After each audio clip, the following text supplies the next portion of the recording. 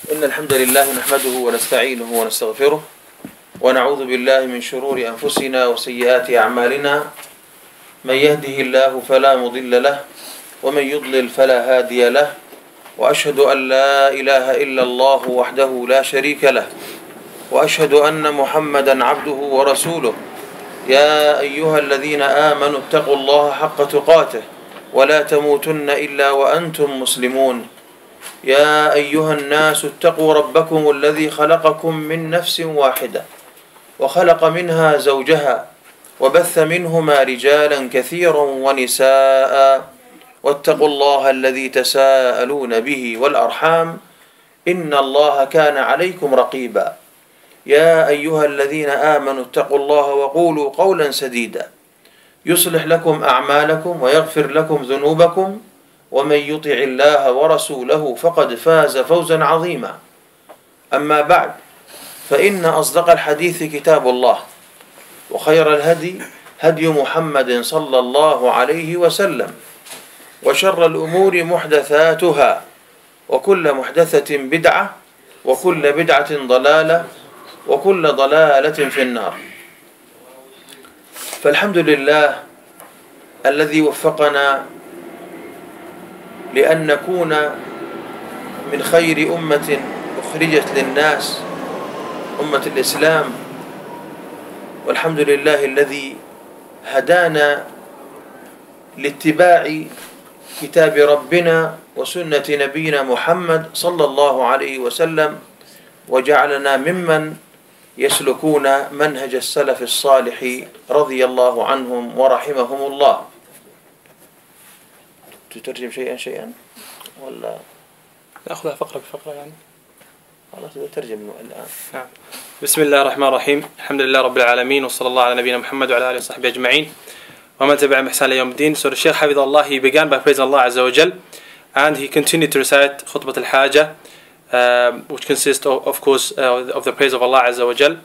And then he said, after concluding the Khutbat al-Haja, he said to proceed, indeed all praise is due to Allah, the one who granted us success, and the one who made us from the Ummah, or from the best of nations, from the best of the Ummah, the best of nations, and this is the nation of Islam. And all praise is due to Allah, the one who guided us to follow the book of our Lord and the Sunnah of our Prophet sallallahu alaihi wasallam, and He allowed us to be from those who traverse the path of the pious predecessors. May Allah be pleased with them all. يقول الله تعالى: قل بفضل الله وبرحمته فبذلك فليفرحوا هو خير مما يجمعون. فالإنسان إذا وفق لهذا فقد وفق لسعادة الدنيا والآخرة. سعادة الدنيا لأنه إذا كان على هذا المنهج الحق فإن الله سبحانه وتعالى يبعث على روحه الطمأنينة وعلى قلبه السكينة، فيكون على نور من ربه مبصرا طريقه في حياة بعيدة عن ميتة الكفر وظلامه، كما قال تعالى: أو من كان ميتا فأحييناه وجعلنا له نورا يمشي به في الناس كمن مثله في الظلمات ليس بخارج منها.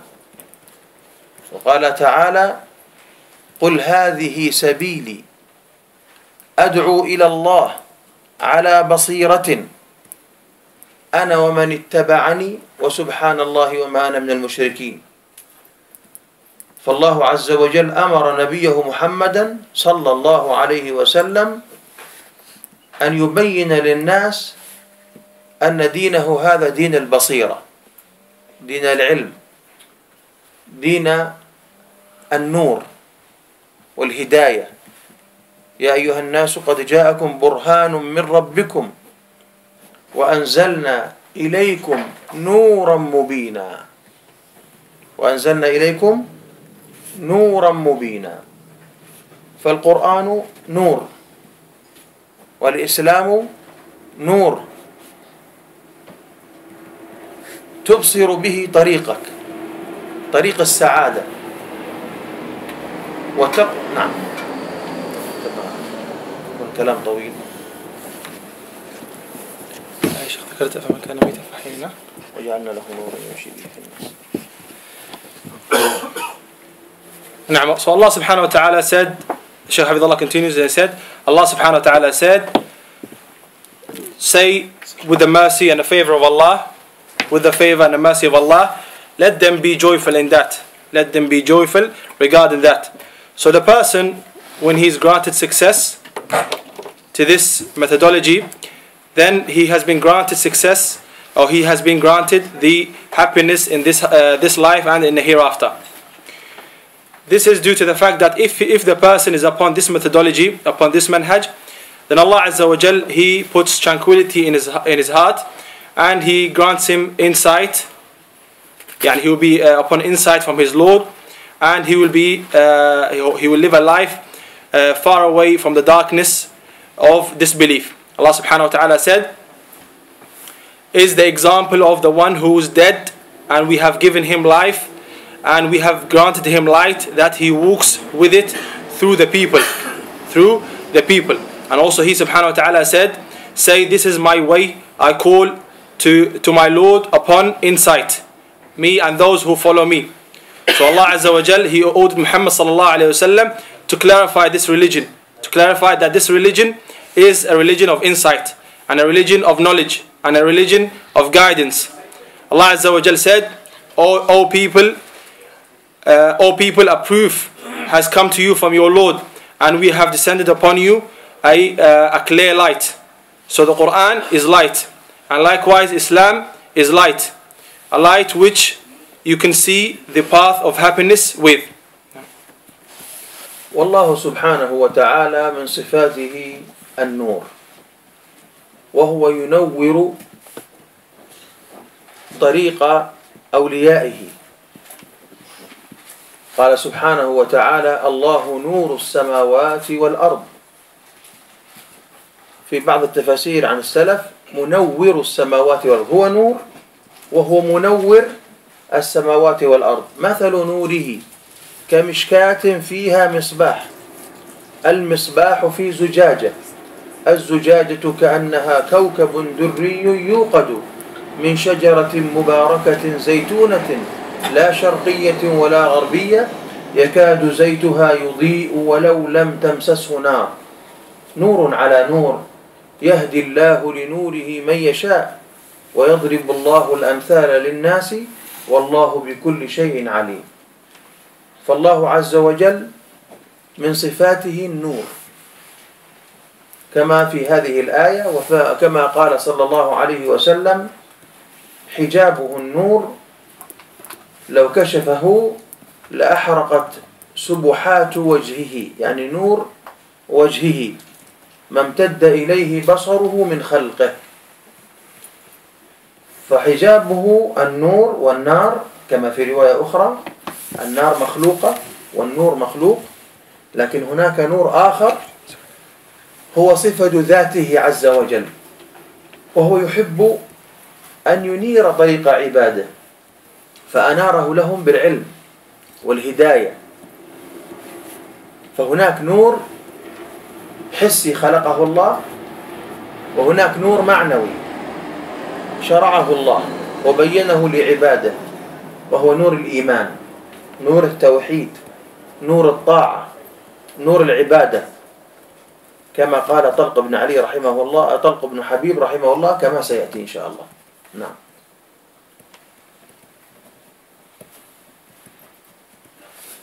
خرج الترجمة من الآية صحيح.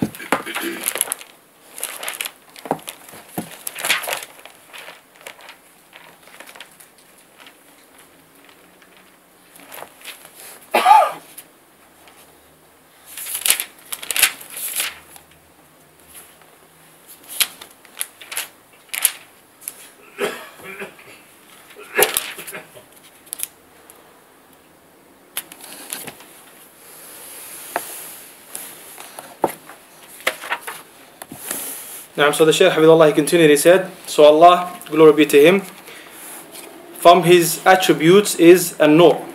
that he يعني Nur is the light, and he subhanahu wa ta'ala, he grants this light to his pious slaves, to his awliya. Allah subhanahu wa ta'ala, he said in Surah An-Nur, the translation of the verse, Allah is the light of the heavens and the earth. The parable of his light is as a niche, and within it a lamp. The lamp is in a glass. The glass, as it were, a brilliant star lit from a blessed tree, an olive neither of the east nor of the west. Neither of the east nor of the west, whose oil would almost glow forth, though no fire touched it. Light upon light. Allah guides to his light whom he wills, and Allah sets forth parables for mankind, and Allah is all knower of everything.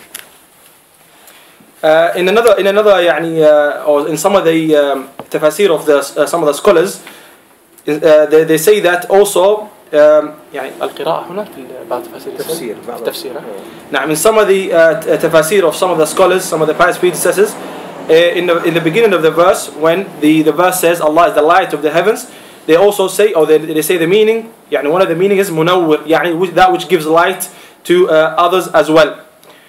And Allah Azza wa Jal, so it is from his attributes that he has light, as the Messenger sallallahu alaihi wasallam said in the hadith, that his covering or his veil is made from light. If he was to reveal it or if he was to remove it, then the lightness from his face, or the light from his face, would have burnt everything that his sight can extend to. So Allah Azza wa Jal, he also loves to grant light and shed light upon the path of his slaves. So Allah subhanahu wa ta'ala, he sheds light upon the slaves by way of knowledge. Knowledge is light, and also guidance, by way of guidance. So Allah subhanahu wa ta'ala, he created the light which is tangible, and he created a light which is abstract, and the meaning of this is that Allah subhanahu wa ta'ala, he gives this knowledge and this guidance to his slaves, and he clarified this lightness or this light for them. And this light is the Tawheed and the worship, and other than that, just as Talq ibn Habib said, and this will follow. قال رحمه الله تعالى: تقوى الله أن تعمل بطاعة الله على نور من الله ترجو ثواب الله، وأن تبتعد عن معصية الله، أن تجتنب معصية الله على نور من الله خوفا من عقاب الله. وهذا النور وهو نور العلم والهداية ونور الإيمان، هو نور معنوي ويظهر أيضا له أثر حسي. أما النور المعنوي فواضح، لأنه ينور البصيرة، ينور القلب. قال الله تعالى في وصف المؤمنين: سيماهم في وجوههم من أثر السجود. السيمة يعني العلامة، يكون وجهه منيرا بسبب الإيمان، يراه أهل الإيمان. ومن النور المعنوي أيضا الذي هو نور العلم والهداية قول أنس رضي الله عنه: لما هاجر الرسول صلى الله عليه وسلم إلى المدينة، ولما دخل المدينة أضاء منها كل شيء، فلما مات أظلم منها كل شيء. فالمراد بالنور هنا الفرح والسعادة بوجود الرسول صلى الله عليه وسلم، فكأن المدينة كانت منيرة نورا حسيا، وإنما هو قصد نورا معنويا. فلما مات أظلم منها كل شيء، يعني بسبب الحزن، فكل شيء يراه في المدينة يذكره بالرسول صلى الله عليه وسلم فيبعث على حزنه. نعم. Now, so he said, may Allah have mercy on him, the piety or taqwa of Allah is that you act or you follow the obedience of Allah Azza wa Jal upon a light from Allah, seeking the reward of Allah, and that you abandon the disobedience of Allah upon a light from Allah, fearing the punishment of Allah.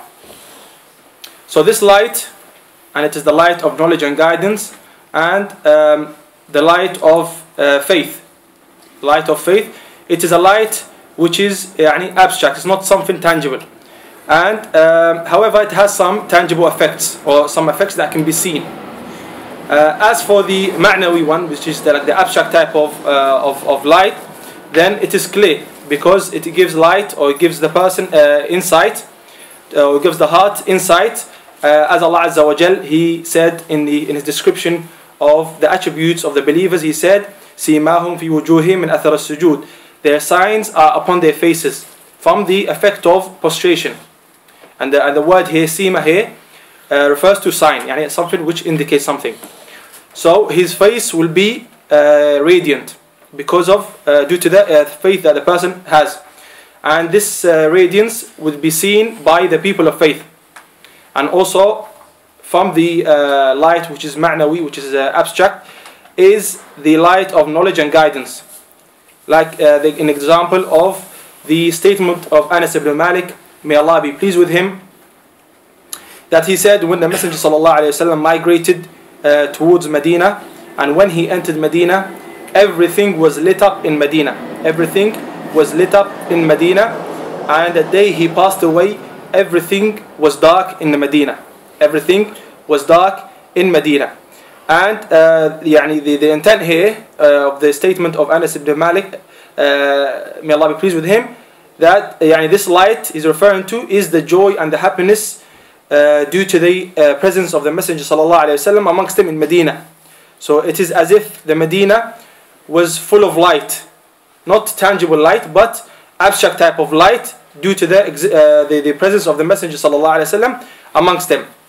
And after the death of the Messenger ﷺ, it became dark, like everything that he used to see would remind him of the Messenger ﷺ and their loss of him. وقال سبحانه وتعالى إنا أنزلنا التوراة فيها هدى ونور. فليس هذا خاصا بالقرآن، بل جميع كتب الله عز وجل بعثها نورا للناس وهداية. والرسل صلى الله عليه وسلم فإنما هم ينيرون للناس الطريق، فمن سلك سبيلهم فإنه يضاء له الطريق في الدنيا والآخرة.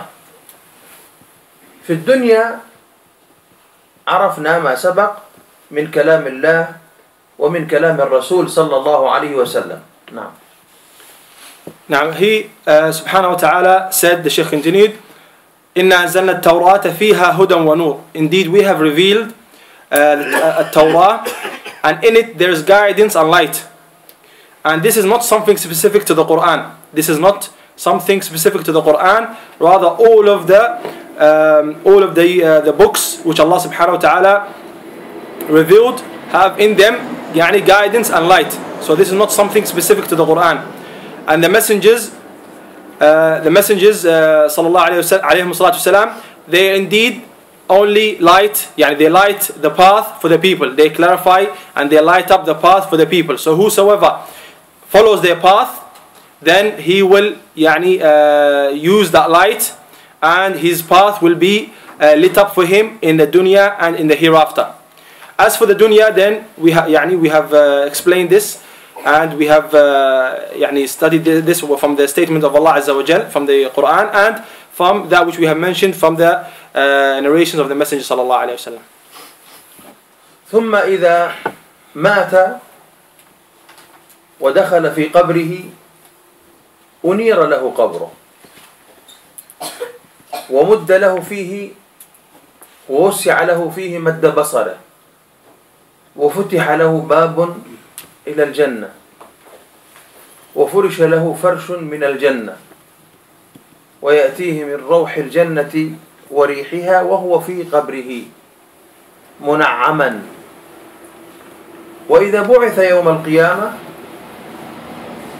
يجعل الله لأهل الإيمان عند عبورهم على الصراط أنوارا على قدر إيمانهم، فمنهم من يكون نوره كالظل يعني كالسحابة، ومنهم من يكون نوره كالنخلة، ومنهم من يكون نوره في إبهامه يضيء مرة ويطفئ مرة. هذا أضعف الناس إيمانا وأقلهم نورا. لماذا هذا النور؟ ليبصروا به الصراط الحسي، طريقهم إلى الجنة. فكما أنار الله دربهم في الدنيا وهو الصراط الحسي والمعنوي في الدنيا، وعبروا إلى الآخرة ونجوا في الدنيا، فإنهم يوم القيامة ينجيهم الله من على الصراط فيرونه ويسرعون عابريه أو عابرينه.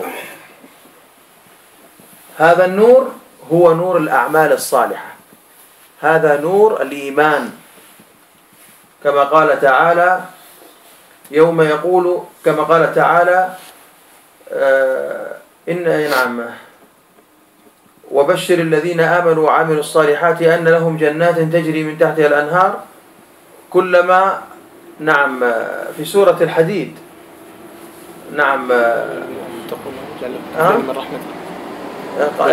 في الآية التي المهم يقول تعالى يوم يقول المنافقون والمنافقات للذين آمنوا انظرونا نقتبس من نوركم قيل ارجعوا وراءكم فالتمسوا نورا. ما هو النور هذا؟ نور الإيمان والأعمال الصالحة في الدنيا. قيل ارجعوا وراءكم فالتمسوا نورا، لكن لا يرجعون إلى الدنيا لأنها قد قامت القيامة. فضرب بينهم بسور له باب باطنه فيه الرحمة وظاهره من قبله العذاب. فمن سلك الصراط المستقيم وتحصل على النور في الدنيا فإنه يتحصل على النور يوم القيامة والسعادة الأبدية. نعم.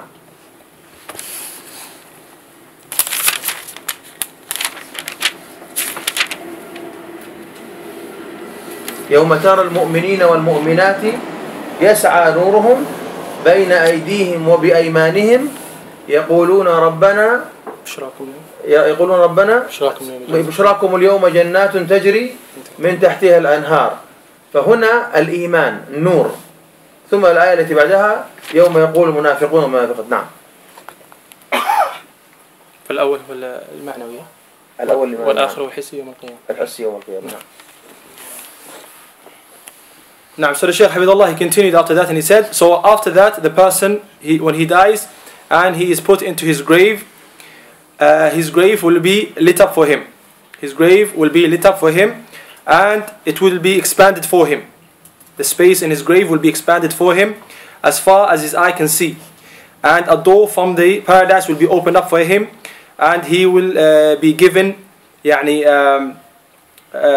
some sort of some sort of mattress or something to sleep on from the paradise, and also he will smell the fragrance of paradise will reach him from where he is while he is in his grave. And when he is resurrected, when he is raised up from his grave, Allah Azza wa Jal, he will give the people of faith, the people of Iman, light which will help them and enable them to cross the Sirat, and each person will be given light according to his level of Iman, according to his level of faith. So some of the people will have a light which is equivalent to a cloud, similar to a cloud, and some of them will have a light which is equivalent to a tree, and some of them will have a light which is equivalent to their thumb, and it lights up sometimes and sometimes it turns off. So, and this person, the one who has light in his thumb, or that which is equivalent to a thumb, he will be from the weakest people in Iman, and the least in them, or the least of them in light. So Allah subhanahu wa ta'ala, He gives this light so that they can see their path when they cross the Sirat. And just as Allah Azza wa Jal, He gave them light in the dunya, and they have crossed over to the hereafter from the dunya, and they were saved and they were salvaged. Likewise, Allah Azza wa Jal, in the Day of Judgment, He will give them light so they can see the path, and they will hasten in crossing the path. This is the light of the righteous actions and the faith, the Iman. So this is the light of the righteous actions and faith.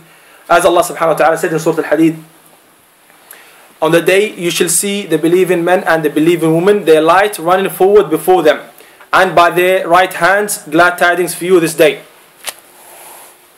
Glad tidings for you this day, gardens under which rivers flow, to dwell in therein. Truly this is the great success. On the day when the hypocrites, men and women, will say to the believers, wait for us, let us get something from your light. It will be said, go back to your rear, then seek light. So a wall will be put up between them, with a gate therein. Inside it will be mercy, and outside will be torment. So this light, the first one, so the first light is the light of faith, which Allah subhanahu wa ta'ala He gave these people. So whosoever traverses the straight path in the dunya, then Allah Azza wa Jal also will give him the light in the hereafter. والمؤمن الصادق الذي يسلك المنهج السلفي هو على نور من ربه، لأن منهج السلف منهج واضح ليس فيه غمغمة وليس فيه خداع وتلاعب ومكر، منهج واضح وبين ومتوافق مع الفطرة التي فطر الله الناس عليها. فمن هداه الله لهذا المنهج وهو اتباع الكتاب والسنة على فهم السلف ومنهجهم يرتاح. منهج السلف قائم على الدليل وتعظيم الدليل. ما هو الدليل؟ كتاب الله، سنة الرسول صلى الله عليه وسلم، الإجماع، القياس الصحيح، وكذلك ما اختلف فيه العلماء من الأدلة وترجح أنه دليل، مثل قول الصحابي الذي لا يعرف له مخالف وليس في كلامه مخالفة للكتاب والسنة والإجماع، وكذلك شرع من قبلنا مما ورد في الكتاب والسنة ولم يرد نفيه يعني أو إنكاره، وكذلك البراءة الأصلية أو الاستصحاب. هذه أدلة شرعية يعمل بها السلفي الصادق ويعظم الدليل. فإذا اختلف الناس عنده مرجعية، عنده أصل يعود إليه، يعظم الحق والصواب ولا يحتج بقول العالم إذا خالف قول غيره من العلماء مع وضوح الدليل مع غيره. فإن تنازعتم في شيء فردوه إلى الله والرسول إن كنتم تؤمنون بالله واليوم الآخر ذلك خير وأحسن تأويلا. فنحن أمة الدليل وتعظيم النصوص الشرعية. نعم. شيخ الاستصحاب شو اسحب؟ اللي هو البراءة الأصلية، استصحاب البراءة الأصلية، يعني استصحاب الأصل. إيش الأصل؟ التحريم. فنستصحب التحريم ما لم يأتي دليل يدل على التحليل أو الاستثناء. So the Shaykh continued, Hafidhullah, and he said, so the truthful believer, the one, or the truthful believer is the one who follows the methodology of the Salaf, the methodology of the pious predecessors, upon a light from his Lord. Because the manhaj of the Salaf, the manhaj of the pious predecessors is clear, and in it there is no deception and trickery and so on. It is a manhaj, it is a methodology which is clear, and it is a manhaj which conforms to the natural instinct which Allah subhanahu wa ta'ala He created His slaves upon, the natural disposition. So whosoever Allah Azza wa Jal grants him success into following this methodology, he will be a person who is relieved. And the manhaj, the methodology of the pious predecessors, is established upon the proof, is established with the proof, and given or glorifying their proof, or given precedence to the proof, to the proof before everything else. And the proof is the Book of Allah and the Sunnah of His Messenger sallallahu alaihi wasallam, and the ijma', the consensus, and the qiyas, which is the correct analogy or analogical reasoning. And likewise some of the things which are considered proof as well, which there was a difference of opinion between the scholars.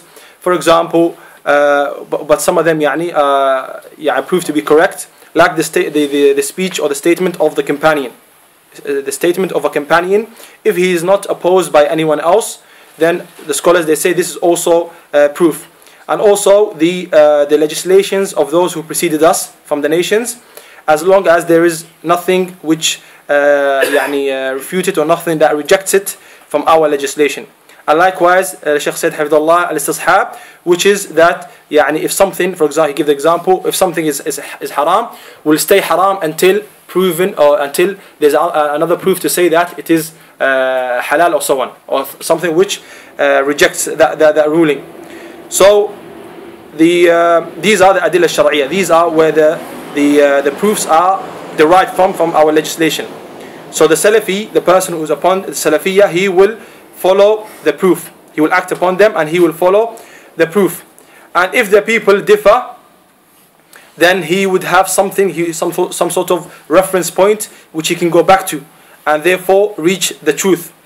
And he should not use the statement of any scholar as proof if this scholar was opposed by other scholars and the other scholars have the most correct opinion or the most correct proof.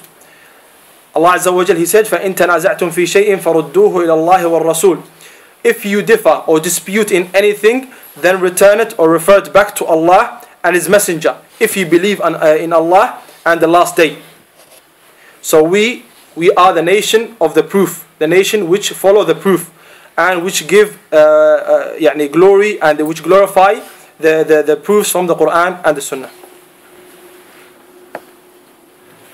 السلفي إذا قيل له اختلف العلماء، الإمام مالك والإمام الشافعي اختلفا في مسألة، فماذا يفعل السلفي؟ نضرب مثلا في مسائل الصلاة، النزول يكون، بلاش النزول، وضع اليدين، هل نضع فوق السرة على الصدر أم نضع تحت السرة؟ ماذا يفعل السلفيون؟ فوق السرة، يعني على الصدر. لماذا؟ لأنه وجد دليل على أن الرسول صلى الله عليه وسلم كان يضع يده اليمنى على اليسرى على صدره في الصلاة، حديث حسن. تحت السرة لم يرد حديث صحيح، وردت أحاديث ضعيفة. فلو أنت تناقشت مع شخص قلت له السنة أن تضع يديك فوق السرة،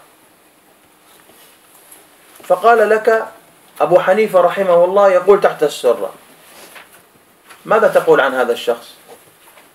متعصب أو مقلد، صح ولا لا؟ هل تقول إنه يتبع الدليل؟ لا تقول يتبع الدليل، تقول مقلد، ممكن هو جاهل ما يعرف الأدلة ولا يفهم ولا يعرف صحيح من ضعيف، هو يقلد، هذا مقلد أو متعصب. أما طالب الحق وهو يبحث عن الدليل، هل الدليل يؤيد الذي يقول تحت السرة في حال القيام، أم الذي يقول فوق السرة على الصدر؟ إذن ما هو المرجح؟ الدليل. فإذا ناقش السلفي شخص آخر ونازعه في هذه المسألة، يقول أنت لست بسلفي يعني في الدليل في المسألة هذه، أنت متعصب. وإذا قال إنه سلفي نشك إيش؟ في سلفيته. كيف سلفي لا يتبع الدليل فقد يتعصب؟ إلا إذا قال الحديث ضعيف وعندي دليل، هذا شيء آخر، إذن هو صاحب دليل، فنتناقش معه على وفق هذا الدليل. هذه طريقة السلفي في التعامل مع الخلاف بين الفقهاء. المرجع ليس كبر العالم في السن أو قدم العالم، وإنما الدليل، الكتاب والسنة هما الحكم في المتنازع عليه في هذه المسائل. نعم.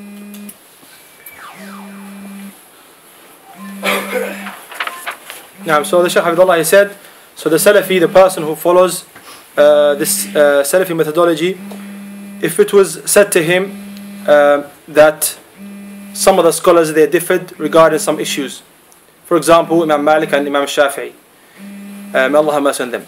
So what does he do? What does he do when scholars differ? We give an example by saying, for example, in the affairs of Salah, in the matters of the prayer, where should one place his hands? Where should one place his hands while praying? Does he place it below his belly button or over that on his chest? Over the belly button on the chest. So what would the Salafi person do? What would the people who follow the Salafi methodology do? How do they pray? They put their hands on top of the over there, or on top of the belly button on the chest. They do not put it below the belly button. Why is this? Because they have a proof that the Messenger ﷺ, he used to put his right hand on his left hand on his chest. So as for putting the hands or placing the hands below the belly button, then there is not or there has not been any authentic proof to support this opinion. There are some proofs, however they are not authentic. So if you were to dispute with someone, or if you were to talk to someone regarding this issue, and he said to you that Imam Abu Hanifa rahimahullah said so, so you tell him the proof that the Messenger sallallahu alaihi wasallam placed his hands on his chest, and he would say to you Abu Hanifa said so rahimahullah, then you would say that such person is a fanatic to Abu Hanifa rahimahullah, or he's a blind follower. As for the person who seeks the truth, then he should look for, or he's a person who looks for the proof. Yes. So if he was to study or to examine both opinions below the belly button or over the belly button or on the chest, he would follow the one with the proof. He would look for the proof. So that which gives precedence to one opinion over other is the proof. So if you were to dispute with such person, and then you would say to such person that you are not Salafi in this matter. You are not Salafi in this matter because you're not following the proof. And if he was to say that I am Salafi, then the Shaykh said, then we might doubt this. Because unless in a situation where he says that your proof, the one you're using, is weak, then that's a whole different scenario. So this is the methodology of the Salaf, the pious predecessors, when dealing with the difference of opinion amongst the scholars. So the point of reference is not how prestigious or how high in rank is the scholar or his position amongst the people. Rather, the point of reference here is the book and the sunnah. في المسائل الخلافية هناك نظر إلى المسألة، إلى القول، وترجيح القول الصواب، ونظرة إلى قائل القول، إلى قائل القول. فالقول يرجح أقربهما إلى الدليل أو ما يعضده الدليل، هذا الذي نعمل به، وننكر على من يخالفه كائنا من كان. هذا بالنسبة لماذا؟ للقول. هناك القائل الذي قال بهذا القول المرجوح الذي تبين لنا أنه خطأ مخالف للدليل، كيف نتعامل معه؟ إن كان هذا أهلا للاجتهاد أو وقف على دليل يظنه دليلا وقلد فيه وقصده اتباع الحق، فهذا نرد خطأه ولا نخرجه من السنة ما دام الخطأ ضمن منهج أهل، أو القول هذا ضمن أقوال علماء أهل السنة. إذا كان اجتهد وهو من أهل الاجتهاد وهذه المسألة من مسائل الاجتهاد وخالف فيها الدليل، أو مسائل الخلاف وخالف فيها الدليل عن غير قصد للمخالف، هذا نعذره من العلماء ونحترمه إذا كان من أهل العلم والفضل، ونرد خطأه، لا سيما إذا كان من الموتى أو الأحياء. لكن إذا كان شخص آخر إنما ينصر هذا القول المرجوح ليس للدليل لكن اتباعا للهوى أو تعصبا للرجال من باب الغلو فيهم، فهذا نرد عليه ولا نحترمه هذا الشخص الذي يتبع هواه. والحمد لله أهل العلم ليس فيهم هؤلاء الناس، إنما هذا في المتعصبة الجهلة ممن يفهمون الدليل، يعني ليس معذورا لأنه عرف الدليل لكن حمله هواه على مخالفة الدليل. نعم.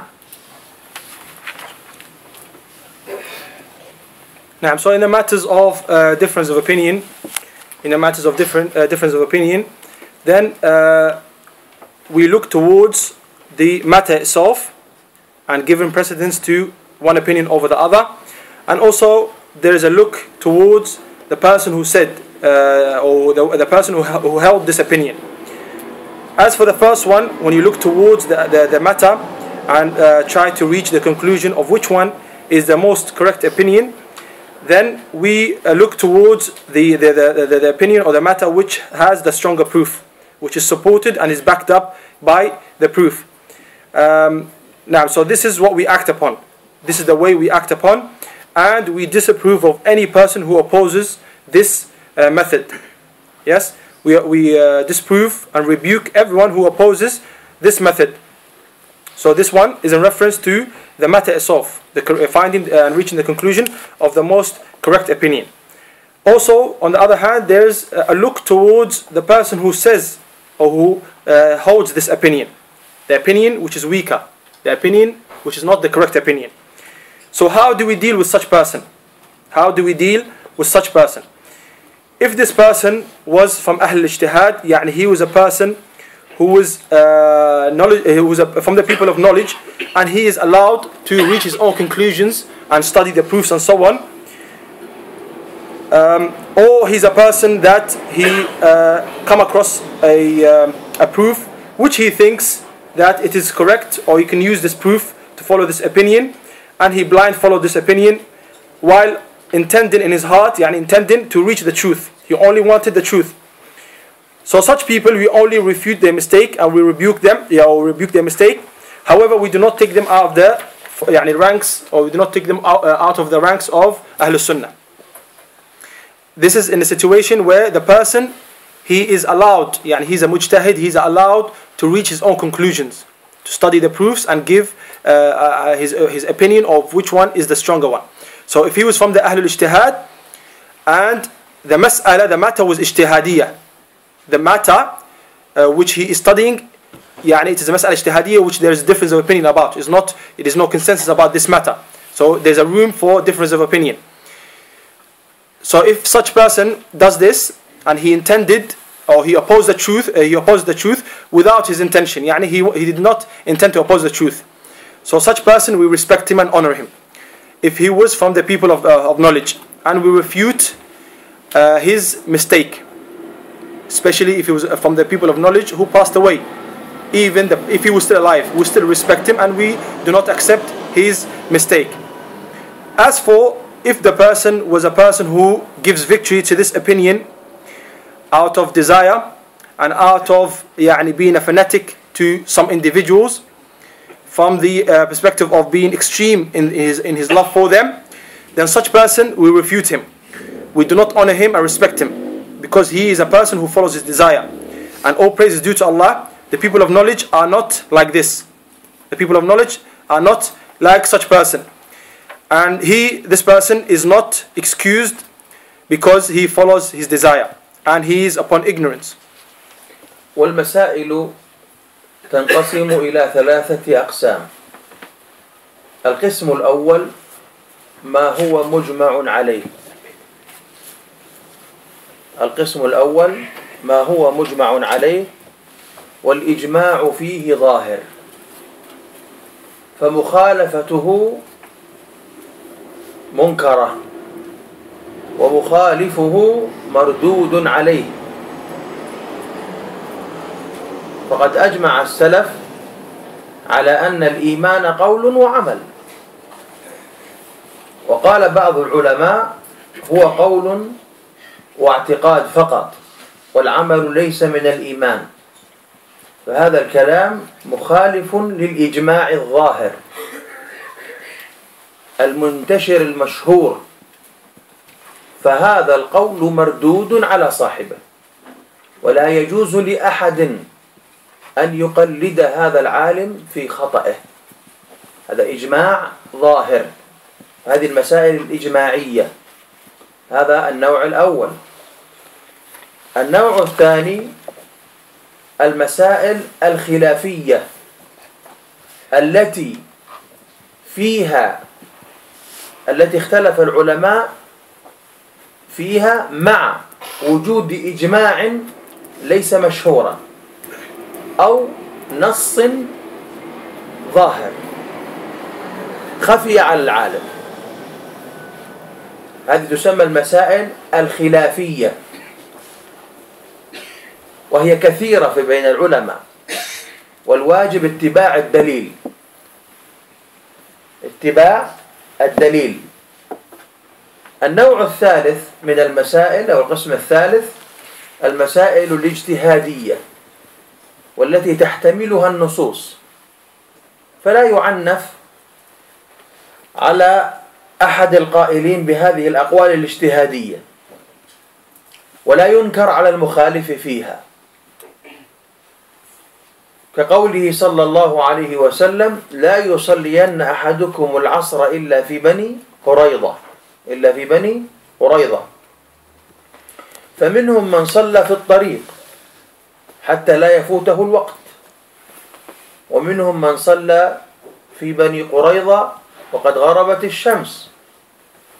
فالرسول صلى الله عليه وسلم لم يعنف إحدى الطائفتين، لأن المسألة مسألة محتملة وليس النص فيها صريحا وليس فيها إجماع. فهذه مسائل اسمها مسائل ماذا؟ الاجتهاد. المسائل الاجتهادية، فهذه يسع فيها الخلاف والحمد لله. نعم.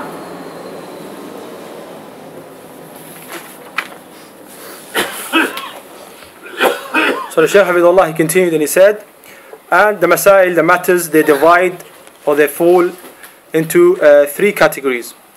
The first one is the matters which there is consensus about. There's consensus about. So the consensus, the ijma' is apparent in them, or it is known. So the opposition or opposing such matters is disapproved of. And the person who opposes these matters of consensus, he is refuted as well.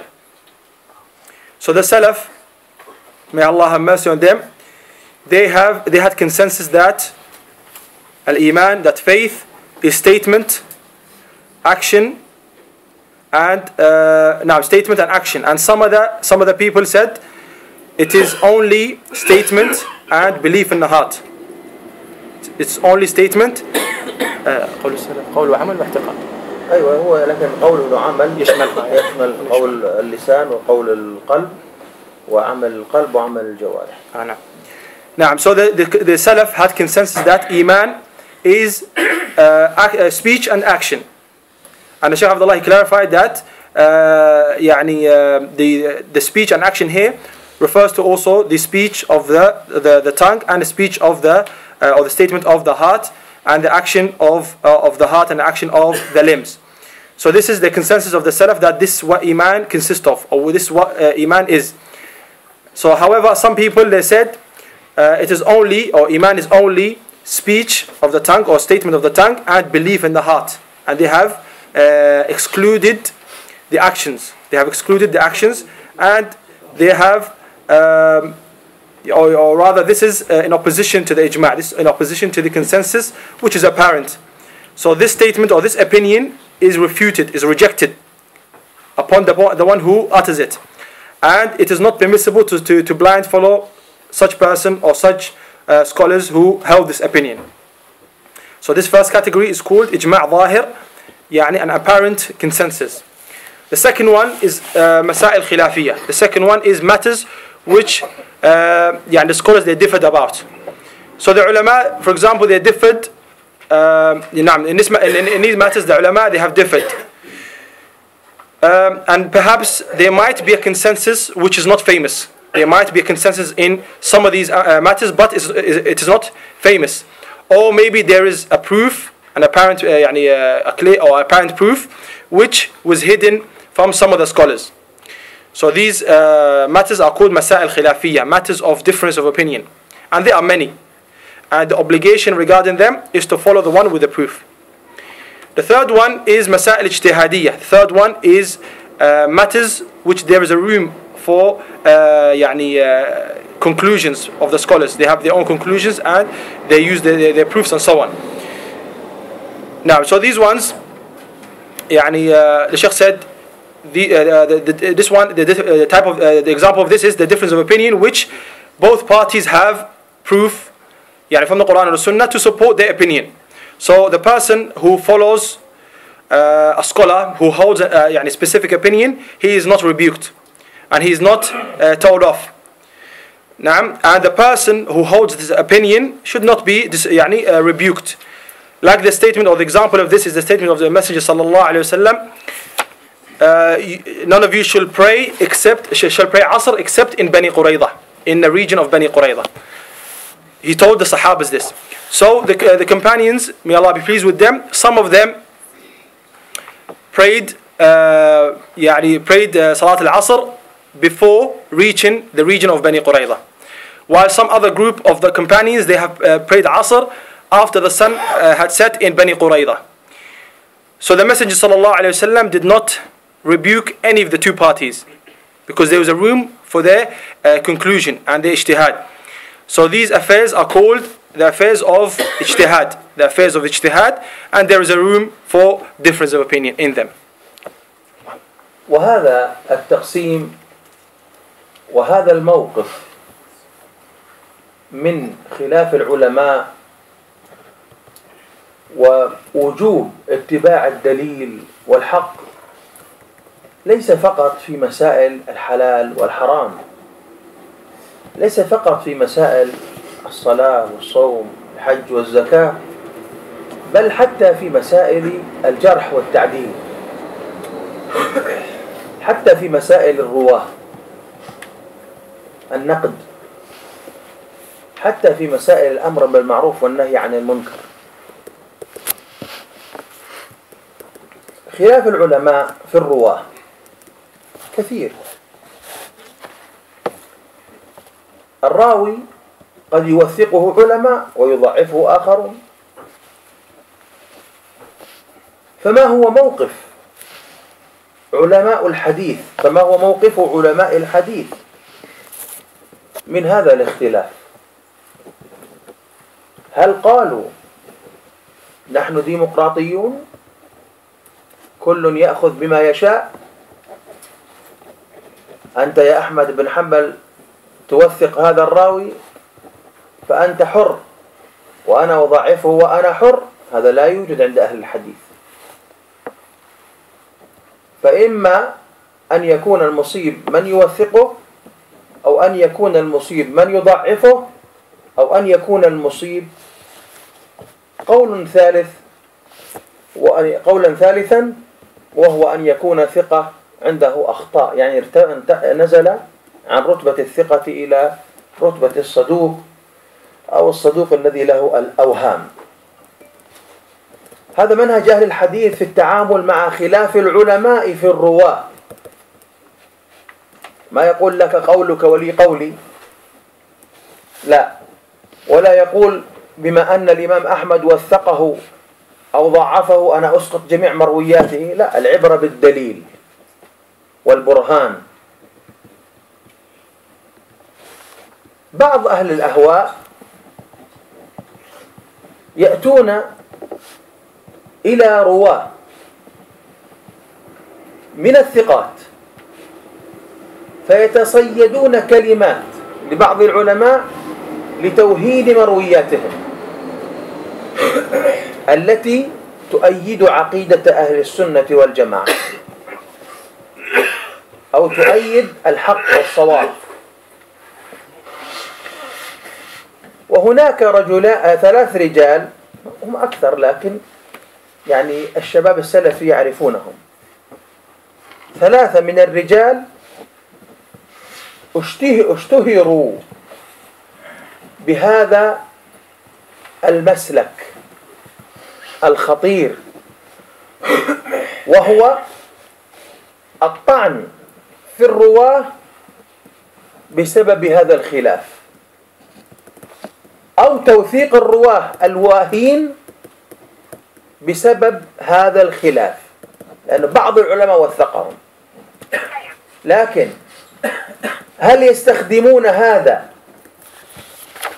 التضعيف أو هذا التوثيق في نصرة الحق ولا في اتباع الهوى؟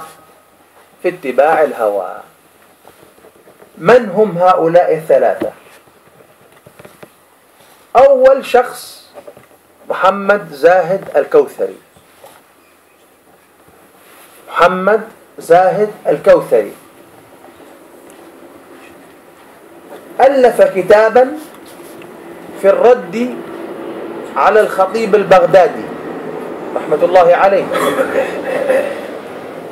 سماه تأنيب الخطيب. تأنيب الخطيب. سلك كل مسلك باطل للقدح في جميع المرويات التي أوردها في باب الكلام في أبي حنيفة رحمه الله تعالى، حتى وصل به هذا الدفاع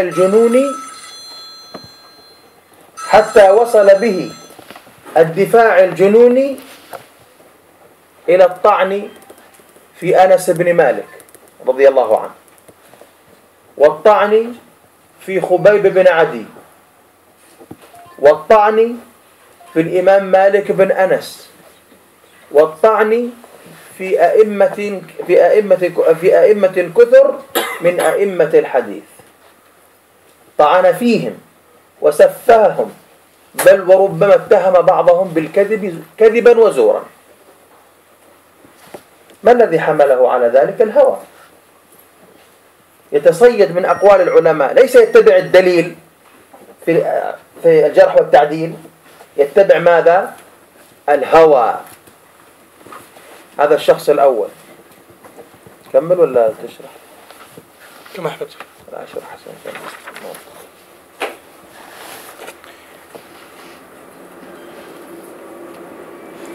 So the Shaykh Hafidhullah continued and he said, this categorization which preceded, it is not only this categorization of the difference between the scholars and the obligation of following the proof and the truth is not only connected to the masail of halal and haram, to the affairs of that which is halal and that which is haram, or the affairs of salah and so on. Rather, it is also connected to or in relation to the matters of praise and disparaging, jarh and ta'deel. And also in the matters of speaking of the narrators, and also the matters of commanding a good and forbidding an evil. So the difference of opinion between the scholars regarding the narrators.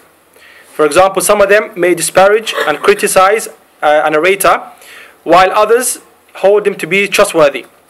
So what is the stance of the scholars regarding a difference like this? Did they say, we are people of democracy, we are entitled to our own opinions and you are entitled to your own opinions? You or Ahmad ibn Hanbal, you would hold so and so to be trustworthy, but we hold him to be weak and so on. You are entitled to this and we are entitled to our opinion. Did the ulama say this? Rather, the correct way is that, or the person, the narrator, would be one of three. Either he is trustworthy, he's a person who is trustworthy, considered to be trustworthy, or he's a person who's a weak narrator, or he is in a third rank, which is not as trustworthy as the trustworthy narrators, but he's lower than that. So the level of saduq, which is a truthful narrator. So this is the manhaj, the methodology of the Salaf in accepting the disparaging and the praise of the scholars. They follow the one with the proof, and they would not say you are entitled to your opinion and I'm entitled to my opinion. Yes. So al-ibra here, that which the person should look for and should pay attention to is the proof, the one who has the proof.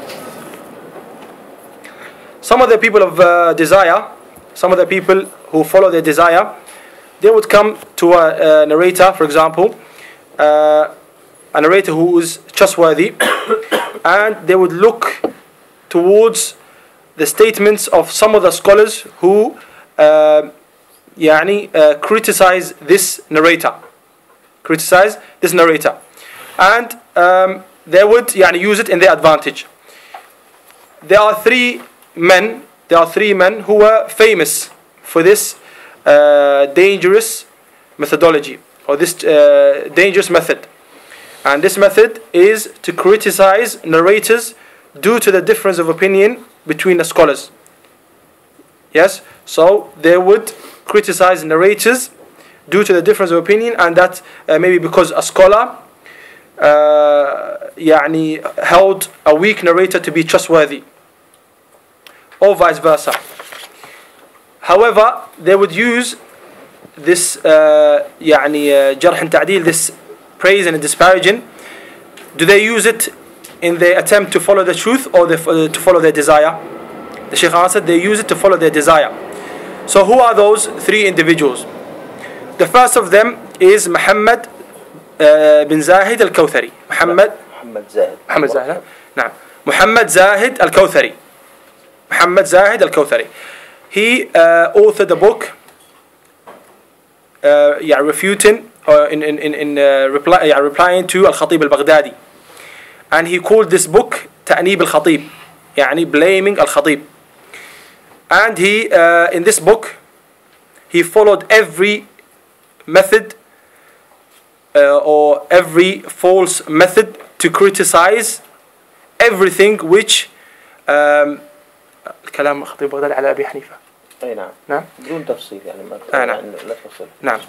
So this individual, Muhammad Zahid al-Kawthari, in his book Ta'nib al-Khatib, he followed every method, every false method, so that he can criticize everything which Al-Khatib al-Baghdadi mentioned in his work, in which he spoke of Abu Hanifa.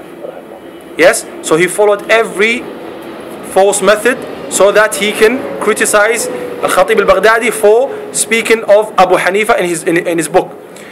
And he continued upon this until this crazy defense that he held to, that he showed towards Abu Hanifa caused him to inevitably criticizing Anas ibn Malik, may Allah be pleased with him, and Khubayb ibn Adi, and Malik ibn Anas, and other scholars from the scholars of Hadith. So this false methods inevitably caused him to criticize those companions and those scholars of Hadith.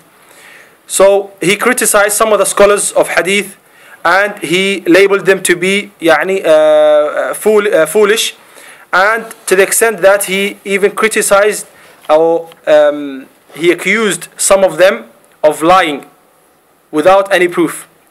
All of this was caused by his desire, because he did not follow the proof in disparaging and in praising. وقد رد عليه العلامة المعلمي في كتاب التنكيل بما في تأنيب الكوثري من الأباطيل. التنكيل بما في تأنيب الكوثري من الأباطيل. وقد حقق الشيخ الألباني رحمه الله هذا الكتاب في مجلدين مطبوع.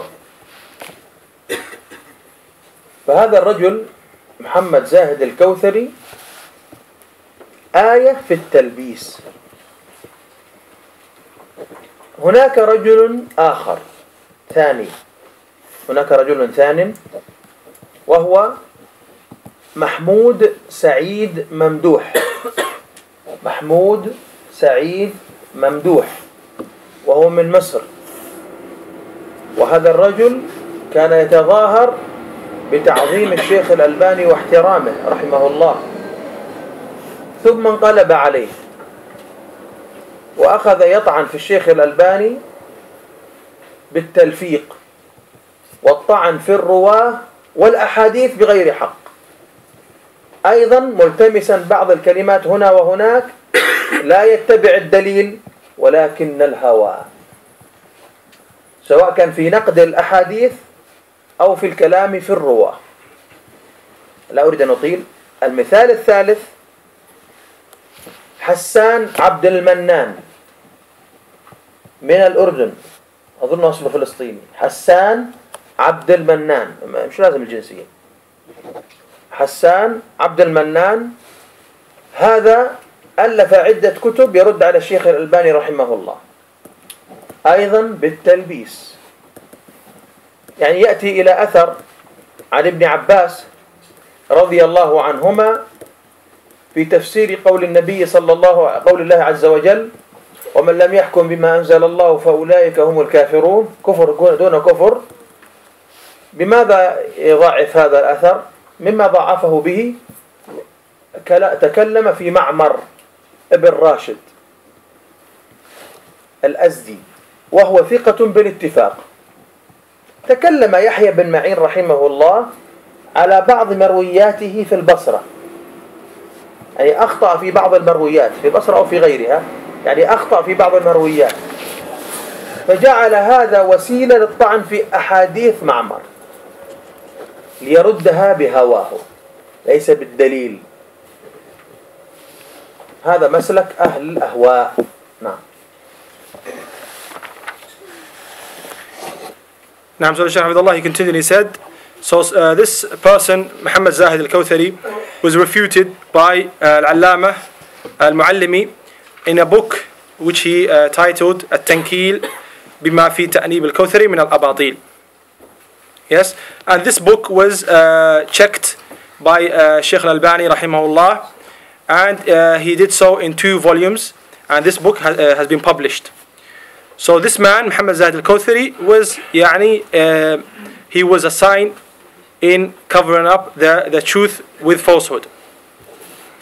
There's another individual, his name is Mahmoud Sa'id Mamdouh from Egypt. This individual, he used to pretend that he used to respect and honor Shaykh al-Albani rahimahullah. However, after that, he went back on his heels, or he changed after that, and he started criticizing Shaykh al-Albani rahimahullah for criticizing some narrators. He criticized Shaykh al-Albani for criticizing some narrators, and in other affairs as well. He used to follow his desire. The third individual, his name was Hassan Abdul Mannan. Hassan Abdul Mannan. This person, he authored a book, or several books, refuting Shaykh al-Albani rahimahullah, also with falsehood, with lies. So he would come, for example, to a narration from Ibn Abbas, a statement from Ibn Abbas, may Allah be pleased with him, in the explanation of the verse in the book of Allah, وَمَنْ لَمْ يَحْكُمْ بِمَا أَنزَلَ اللَّهُ فَأُولَٰئِكَ هُمُ الْكَافِرُونَ. In the tafsir of the verse, and whosoever does not rule by Allah's rule or by Allah's laws, then they are the disbelievers. So Ibn Abbas rahimahullah, he said kufr duna kufr. It is minor disbelief. It is minor disbelief. So he explained the disbelief in this verse with minor disbelief. So this individual, Hassan Abdul Mannan, he would declare this athar of Ibn Abbas, may Allah be pleased with him, to be weak. And how he did this? By disparaging a narrator in the chain of narration, and his name is Ma'mar bin Rashid al-Azdi. Ma'mar bin Rashid al-Azdi. So he would criticize this narrator even though there is a consensus that he is trustworthy. Yahya bin Ma'in rahimahullah, he spoke about this narrator regarding his narrations in Basra. Regarding his narrations in the region of Basra, he had some issues with his narrations in Basra. However, the person or the narrator is trustworthy nonetheless. So this person, this individual, he would criticize Ma'mar for the criticism of Yahya bin Ma'in. He would use it to declare this narration of Ibn Abbas to be weak. نحن في علم الحديث ندرس ضوابط الجرح والتعديل حتى ننظر في كلام الأئمة على الرواة وننظر ما أجمعوا عليه وما اختلفوا فيه وننظر الاختلاف ما سببه والدليل مع من فنتبع الدليل. هذا منهج أهل الحديث في الحكم على الرواة، ليس منهج ديمقراطي أنت ترجح، أنت تصحح وأنا أضعف، وأنت تكذب وأنا أصدق. ليس هذا دين الإسلام. هذا الهوى والتلاعب في الدين ما فيش عندنا. طيب ننتقل إلى مسألة غير الرواة بعد انتهاء عصر الرواية. الحلاج، أبو منصور الحلاج، هذا الحلاج كان يظهر الزهد، هو صوفي لكن أمام الناس يظهر الزهد في الدنيا والكلام في اليوم الآخر والترغيب في الجنة. هذا الرجل كان زنديقا يقول بالحلول، يعني أن الله سبحانه وتعالى يحل في بعض مخلوقاته، وكان يزعم أنه هو الله، حتى قالت له زوجة ابنته وقد أراد أن يراودها عن نفسها، يريد أن يزني بزوجة ابنه، لما قال لها أو قال أنا إله في قالت إله في يعني كيف أنت إله والله موجود؟ قال إله في الأرض وإله في السماء. إله في الأرض يعني هو، وإله في السماء يعني الله. هذا الحلاج كافر، والعلماء أثبتوا عليه هذا الكفر، وحكم القاضي بأنه يقتل ردة، فقتل بسيف الشرع. هذا الحلاج هل اتفق العلماء على أنه مشرك؟ لا. هناك من العلماء من كان يقول إنه ولي من أولياء الله الحلاج حتى بعد قتله. وقبل قتله كان أحد العلماء يقال له ابن خفيف من كبار الزهاد ينصر الحلاج حتى وقف على زندقته فتبرأ منه، يعني تبع الدليل. فهكذا اختلف العلماء في الحلاج. ماذا نفعل؟ نتبع الدليل. عندنا إثبات أنه كفر بالله وأن القضاة حكموا عليه بالحد شرعا. كيف نتبع قول العالم الذي ما كان يعرف الحلاج؟ لذلك السلفي يتبع الدليل، ما يقول خلاص الحلاج منهم من قال ولي من أولياء الله ما تكلم فيه، لا، نتكلم فيه ونقول زنديق لوجود الايه؟ الدليل. لوجود ماذا؟ الدليل. نعم.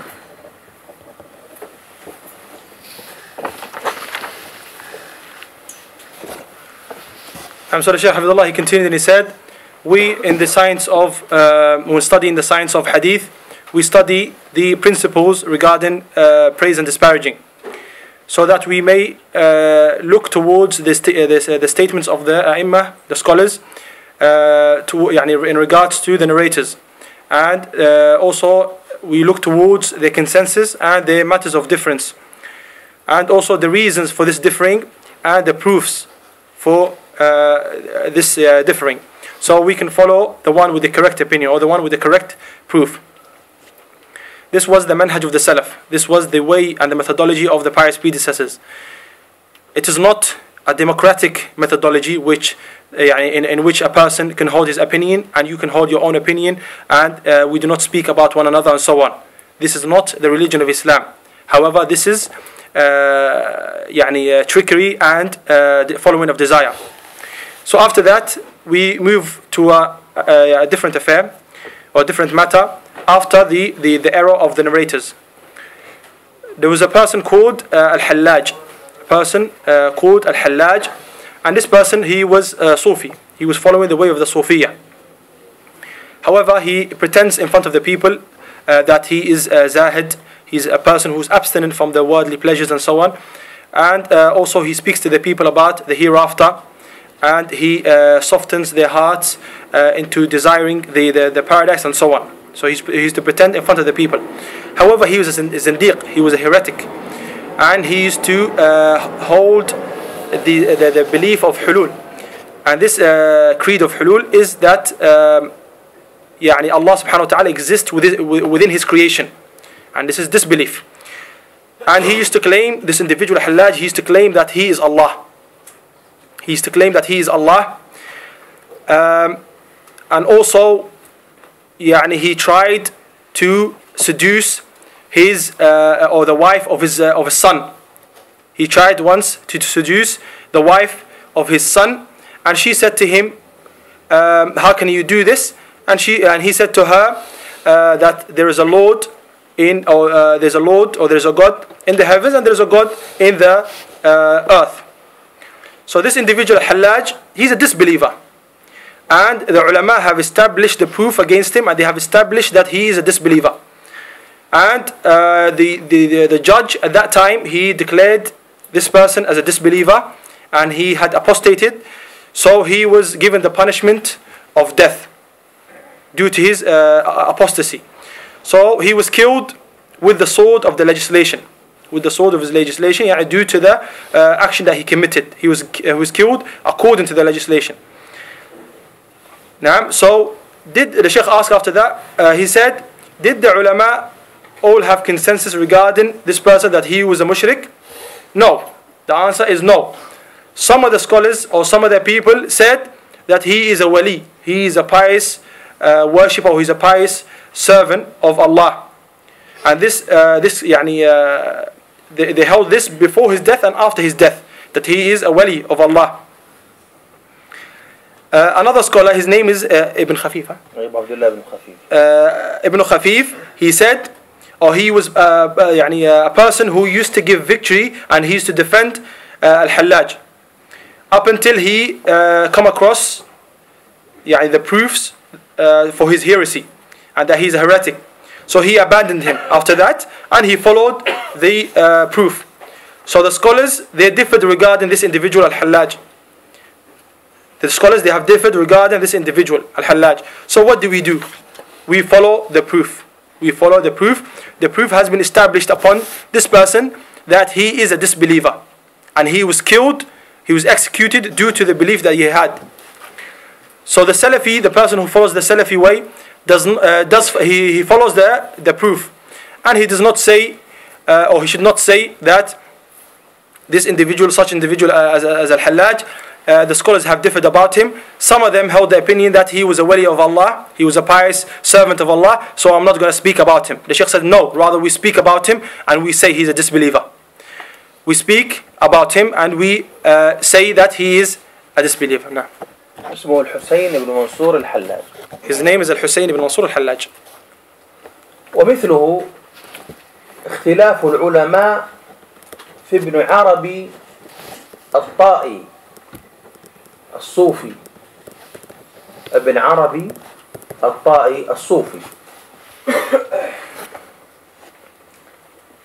حتى أن شيخ الإسلام ابن تيمية رحمة الله عليه كان في شبابه يدافع عنه ويظن أنه من الموحدين الزاهدين الصادقين، حتى اطلع على كلامه في فصوص الحكم فعرف أنه زنديق، فتخصص شيخ الإسلام في الرد على ابن عربي. فتخصص شيخ الإسلام في الرد على ابن عربي. وفي المجلد الثاني من مجموع الفتاوى معظمه رد على الحلولية والاتحادية وأهل وحدة الوجود وعلى رأسهم ابن عربي. المجلد الثاني ضخم من مجموع الفتاوى لشيخ الإسلام ابن تيمية هو في بيان ضلال ابن عربي ومن على شاكلته. نعم. فشيخ الإسلام اتبع الدليل، ما قال اختلف العلماء وخلاص، اتبع الحق. هذا هو السلفي. نعم. ما طوي عليك. نعم بارك الله فيك. The Shaykh Hafidhullah, he continued and he said, and the example or another example of this is the difference of scholars regarding Ibn al-Arabi al-Ta'i al-Sufi. Ibn Arabi al-Ta'i al-Sufi.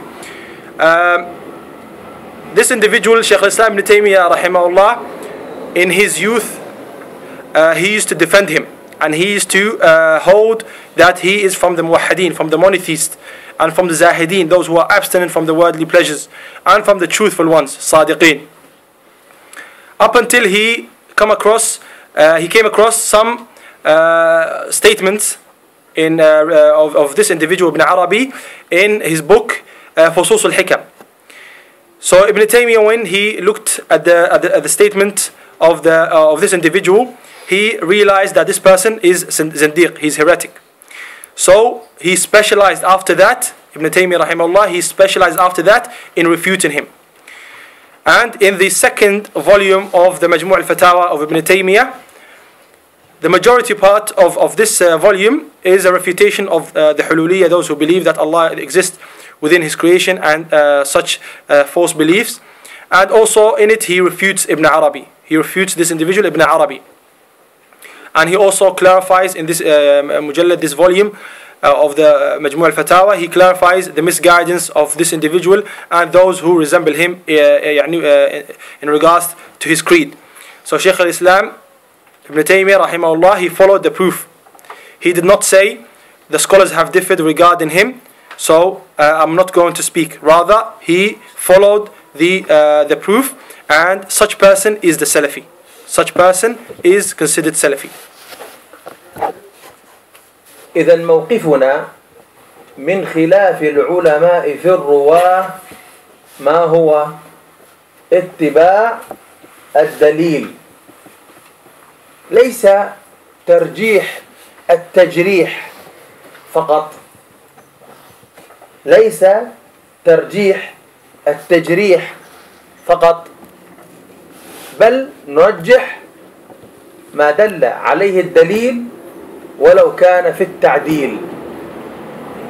مثاله رمي عبد الرزاق الصنعاني صاحب المصنف بالتشيع، وهذا لم يثبت عنه.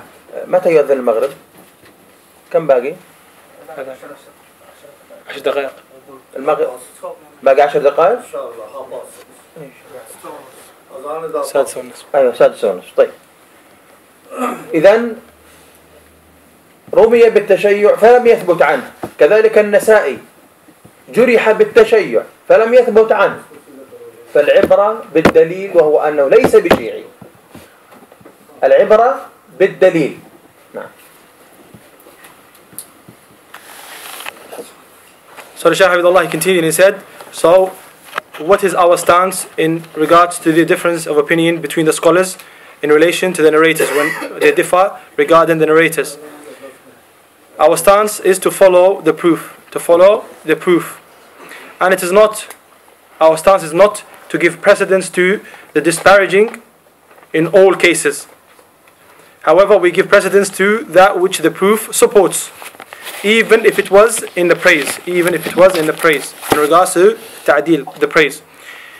The example of this is that Al-Imam Abdul Razzaq As-San'ani, may Allah have mercy on him, the author of Al-Musannaf, he was accused of tashayyu', that he is a person who follows the Shia methodology. However, this has not been affirmed. And likewise, Imam Al-Nasa'i, rahimahullah, he was also accused of being a follower of the Shia methodology. However, this also has not been affirmed. So, the bottom line is that we follow the proof. We follow the correct proof, and the correct proof is that he was not a person who follows the Shia methodology. الآن علي الحلبي الشيخ ربيع بدعه ورد عليه مشايخ آخرون من طلاب علم، والشيخ عبيد الجابري بدعه، الشيخ زيد المدخلي بدعه أيضا بالدليل. الشيخ عبد المحسن العباد حفظه الله ما بدعه. ما هو الدليل؟ ليس هناك دليل. الدليل مع من؟ مع من بدعه. نأتي لبعض السلفيين، يقولون سلفيون، يقولون نحن نقلد الشيخ العباد. كيف هذا؟ أنتم تزعمون أنكم سلفيون، أين الدليل؟ إذا كان والله الدليل مع الشيخ العباد أيدوه، إن كان الدليل مع الشيخ ربيع أيدوه، فالعبرة بالدليل. لكن هم لا يفعلون هذا، يقولون خلاص الشيخ العباد ونحن لا نتكلم. طب قال أبو حنيفة وأنتم تأخذون بقول الإمام مالك مثلا لأنه معه الدليل، لماذا لا تأخذوا بأبي حنيفة؟ بقول أبي حنيفة قالوا نتبع الدليل. سبحان الله، وهنا أين الدليل؟ أين الدليل؟ فلا بد اتباع الدليل. والشيخ ربيع أبرز الأدلة الكثيرة، وأنا أبرزت الأدلة الكثيرة على ابتداع وضلال وكذب وفساد هذا الرجل علي الحلبي في مسائل العقيدة عديدة، في مسائل الفقه، في مسائل المنهج، في مسائل الرجال، في مسائل الأخلاق، في العدالة. أشياء كثيرة تبينت وتكشفت للسلفيين من حال هذا الرجل. نسأل الله أن يصلحه وأن يرده إلى السنة ردا جميلا.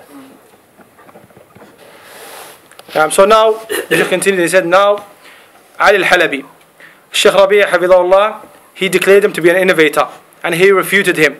And likewise other scholars as well, like Shaykh Ubaid and Shaykh Zayd al-Madkhali, they declared him to be an innovator, with the proof. However, Shaykh Abdul Muhsin al-Abbad, he did not declare him to be an innovator. So what is the proof?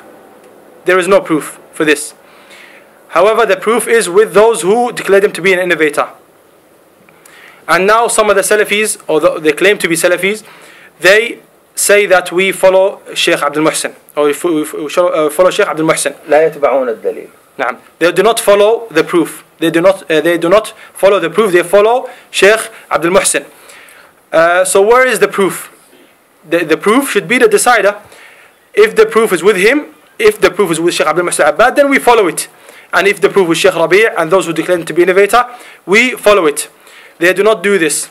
And they say we only follow Shaykh Abdul Muhsin Abbad. So why in the stance or in the situation of where Imam Malik rahimahullah would differ with Abu Hanifa, why would you follow the opinion of Imam Malik they would say because he has the correct proof, or he has the proof. So why don't you do this in this situation as well?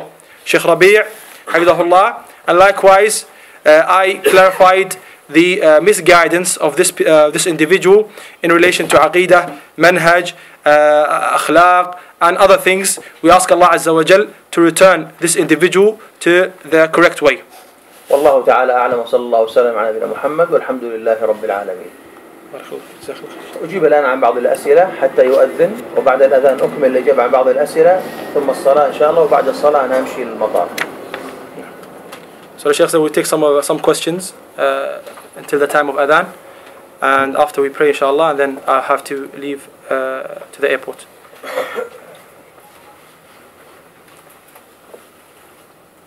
هذا يسأل عن كتب التفسير، أي كتب تفسير تنصح بها، وعن أي كتب يعني تنصحنا بالبعد عنها. السؤالين؟ لا الأول هذا فقط. طيب اقرأ بالإنجليزي. This question says which books of tafsir do you advise us with, and which books of tafsir do you advise us to stay away from? اهتم بكتب التفسير التي ألفها السلفيون الذين على العقيدة الصحيحة، واجتنب التفاسير التي ألفها أهل البدعة أو الذين لا يهتمون بنقد الروايات وليس عندهم يعني المعرفة الكافية بالترجيح. نصيحتي بكتب التفسير: كتاب تفسير ابن كثير، كتاب تفسير ابن جرير الطبري، كتاب تفسير السمعاني، تفسير البغوي، تفسير السعدي رحمه الله، تفسير الشيخ ابن عثيمين رحمه الله. وهناك تفاسير أخرى من تفاسير السلف مثل تفسير عبد الرزاق الصنعاني في 4 مجلدات مطبوع، وكذلك من تفاسير السلف التي طبع جزء منها تفسير ابن أبي حاتم، وإن كان في الظاهر مطبوع أنه كامل، وتفسير ابن المنذر. المهم هناك كتب تفسير بالأثر بالدليل اعتني بها.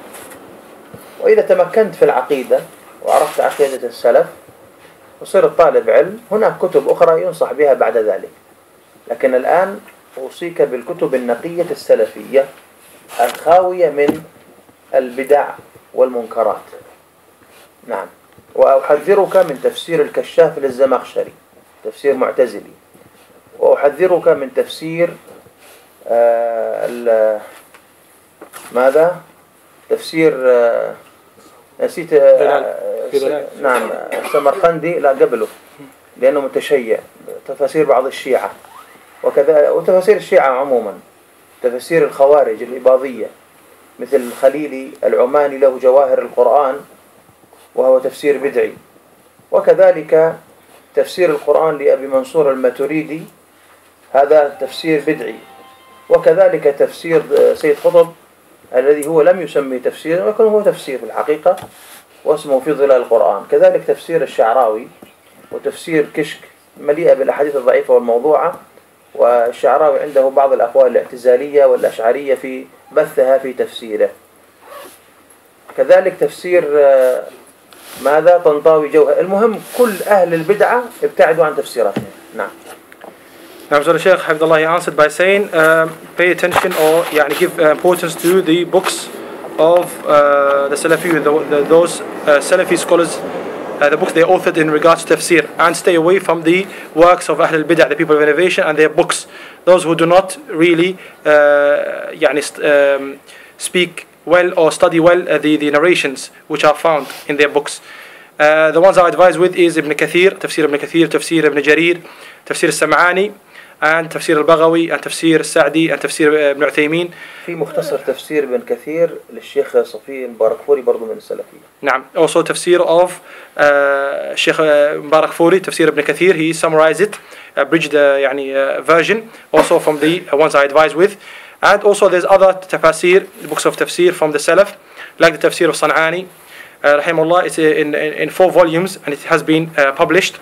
And also tafsir of Ibn Abi Hatim, it has been published as well, parts of it, although it seems that all of it has been published, and also Ibn al-Mundhir. And after, if you become strong in the field of Aqidah, then there are also other books which you can look towards. However, for now, you should stick to those books.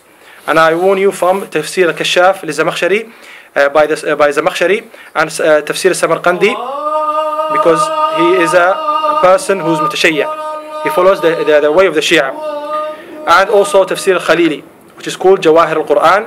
It is an innovated tafsir. And the one by Abu Mansur al-Maturidi, and the tafsir of Sayyid Qutb, and the tafsir of Sha'rawi, who has some Ash'ariyya belief in him, and tafsir of Kishk, which is filled with fabricated narrations.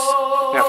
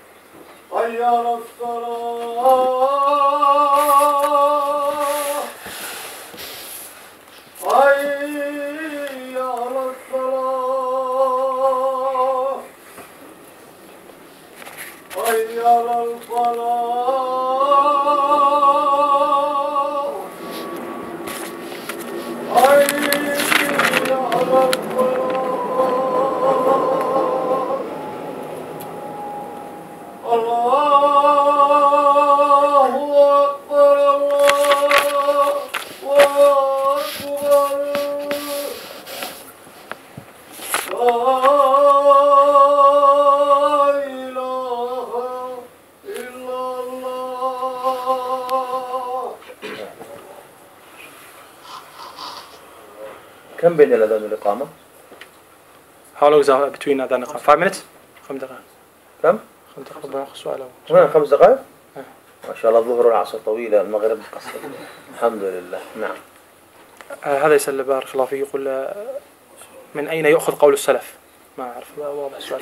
من أين يؤخذ قول السلف وهل يعمل به؟ نعم. Where is the saying of the Salaf taken from, and is it to be acted upon? يؤخذ كلام السلف من الكتب التي نقلت كلامهم، من الكتب التي نقلت كلامهم. وأول هذه الكتب هي كتب العقيدة السلفية، مثل كتاب السنة للإمام عبد الله بن الإمام أحمد، السنة للخلال، وكذلك أصول السنة للإمام أحمد رحمه الله، قد حكى كلام السلف، يعني إجماعات السلف. كذلك شرح السنة للإمام البربهاري، كذلك شرح أصول اعتقاد أهل السنة والجماعة للالكائي، كذلك الإبانة لابن بطة، كذلك كتب العقيدة المفردة التي ألفها المتقدمون ككتاب القدر لابن وهب، كذلك كتاب القدر للفريابي، كذلك كتاب الإيمان لابن مندة، كذلك كتاب التوحيد لابن مندة، كذلك الرد على الجهمية لعثمان بن سعيد الدارمي، والرد على بشر المريسي كذلك لعثمان الدارمي، كذلك الرد على الجهمية لابن مندة. هذه كلها كتب تحكي كلام السلف بعد حكاية كلام الله، ذكر كلام الله وكلام الرسول صلى الله عليه وسلم. كذلك كتب التفاسير، فإنها تذكر كلام السلف في الآيات، والقرآن هو ماذا؟ كتاب العقيدة الأول. كذلك كلام السلف في المصنفات، بل حتى في كتب الحديث، فقد علق البخاري رحمه الله كلام كثير من السلف في تفسير الأحاديث أو في مسائل في الاعتقاد. كذلك الإمام الدارمي في كتابه سنن الدارمي، أو ما يقال له مسند الدارمي، كذلك الإمام مالك في الموطأ، وهكذا. فكتب الحديث المسندة، وكتب التفسير، وكتب العقيدة المسندة، كل هذه مصدر أو مصادر لأقوال السلف ومنهج السلف، وتنظر كلام العلماء الذين استدلوا بهذه الآثار وكيف استخدموها وكيف استدلوا بها، مثل الإمام أحمد بن حنبل، والإمام مالك قبله، والإمام الشافعي، والإمام أبو حنيفة رحمه الله في أكثر مسائل الاعتقاد. ثم بعد ذلك الأئمة المتأخرون مثل شيخ الإسلام ابن تيمية وابن القيم والشيخ الإسلام محمد بن عبد الوهاب وتلاميذه إلى مشايخنا اليوم الشيخ ابن باز رحمة الله عليه، والشيخ ابن عثيمين رحمة الله عليه، والشيخ الألباني رحمة الله عليه، والشيخ مقبل بن هادي الوادعي رحمة الله عليه، والشيخ صالح بن غصور رحمه الله، والشيخ صالح الفوزان، والشيخ ربيع، والشيخ أحمد النجمي، ومشايخ السنة عموما. نعم. فهؤلاء لهم اطلاع على آثار السلف وفهم السلف وتطبيقات السلف. نعم. So the statements of the Salaf are taken from the books which transmitted the statements, and from the first of them is the books of Aqidah, the Salafi Aqidah, like the book of Sunnah by Imam Abdullah ibn Imam Ahmad ibn Hanbal, and Sunnah by Al-Khallal, and Sharh Sunnah by Imam Barbahari, and also Usul I'tiqad Ahl Sunnah by Imam Lakai, and Al-Ibana, the book of Ibana by Ibn Battah, and the book of Al-Qadr, the book of Al-Qadr by Ibn Wahb, and the book of Qadr by Al-Firyabi, and the book of Tawheed by Ibn Mandah, and also Imam Al-Darimi, Abu Uthman Al-Darimi, Uthman ibn Sa'id Al-Darimi in his book of refuting the Jahmiyyah, and all of those books they narrate the statement and the speech of the Salaf, after of course speaking about the speech of Allah Azza wa Jal. And likewise the books of tafsir, and the works of the scholars, and also the books of hadith, like we find in Sahih al-Bukhari. Imam Bukhari, he would narrate from some of the Salaf. He would narrate from the Salaf, and while not mentioning maybe the chain of narration. And also in the Musnad of Imam Darimi, or they also call it Sunan al-Darimi, you find some of the statements of the Salaf, and likewise in the Muwatta of Imam Malik rahimahullah. So the books of hadith, which are musnada, which have authentic chain of narrations, and also the books of tafsir and the books of aqidah as well. All of those are origins or where you can find the statements of the Salaf, and you look towards the scholars. You look towards the statements of the scholars regarding this, like the four scholars, the Imam Shafi'i, Ahmad bin Hanbal, and Malik, and also Abu Hanifa rahimahullah. And after that, the generation which came after that, or later on after that, like Ibn Taymiyyah and Ibn al-Qayyim and so on. And in our time, or before in our time, also the Sheikh Ibn Baz, Sheikh Al-Albani, Sheikh Ibn Uthaymin, Sheikh Muqbil rahimahumullah, and also Sheikh Fawzan and Sheikh Ahmad Al-Najmi and Sheikh Rabi' Al-Madkhali. They also have awareness of the statements of the Salaf, so you would find it from them. كذلك كتب التاريخ والتراجم اشتملت على آثار عجيبة وأقوال للسلف ينبغي الاهتمام بها. نعم. Also the books of history, the books of tarikh, and also the books of or the works of biographies, tarajim, they hold some narrations which are amazing. So also you should pay attention and give importance to those ones as well. نعم. من الأسئلة؟ أخلصها.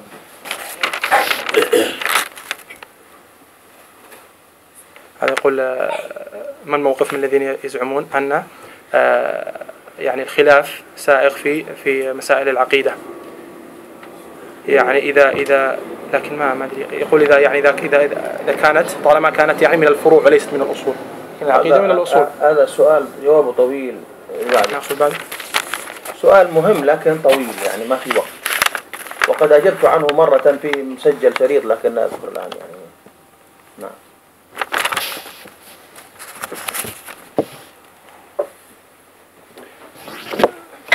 هذا فصل. نعم. هذا يقول عن ما الذي يقال للشخص مثلا أعطي الدليل ورفضه، أو يرفض الدليل ويحتج بقول فلان. هذا ذكرناه هذا الله أكبر الله أكبر. الصلاة. يلا. والله أعلم، وصلى الله وسلم على نبينا محمد، والحمد لله رب العالمين. جزاك الله خير. بارك الله فيك.